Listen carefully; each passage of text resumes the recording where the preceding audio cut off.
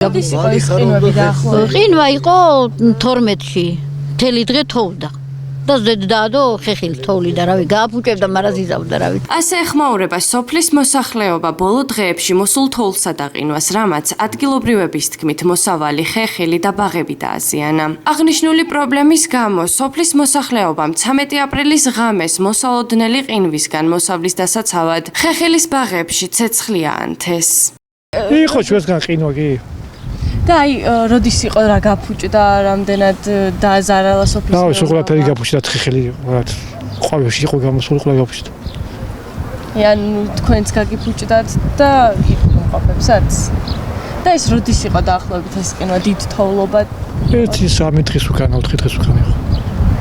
და აი დასაცავად რას აკეთებდით რომ არ მე არაფერი არ დამიჩია, რავი, მე ისე რა. ხალხი რა ბაღებში რაღაცას უნთებდა. და გამოიღო შედეგი? ვერ გეტყვით. ამინდობის გამო თუ მოსავალი თუ გაფუჭდა ან განადგურდა, ანუ ყინვები იყო ეს ბოლო დღეები? რა ვიცი, აქ რა გითხრა, ჩვენ სოფელში ნაკვეთში არ გავსულ ვარ და тухელი ტელევიზორში ვნახე, რომ თელი ქართლი თუ გაყინა ყველაფერი.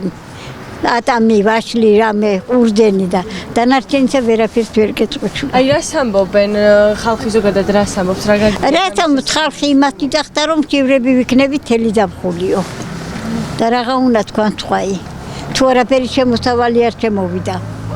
რა გაქნან ხალხმა? მაინდამაც ისეთი ყინვა არ იყო, რა ვიცი, რომ გაფუჭებული იყო. აი როდის იყო დაახლოებით ეს? გათენებისასაც. გათენების დროში. ყოველთვის ყინვა გათენებისას არის. კიდე რას ამბობენ, გაუფუჭდათ მოსავალი აღარა აქვთ, აი რა გაფუჭდა კონკრეტულად? არ ვიცი, ვის აქვს მოსავალი, ვერ გეტყვით. პირადად მე არაფერი არ მაქვს. მეცაც მოქმედებას არ ვეწევი მე. ბალი გაფუჭდაო და ვარიანი ბლით არის განთქმული და გაფუჭდაო და არ ვიცი მე ხლა ყველაფერი მე არ ვიცი.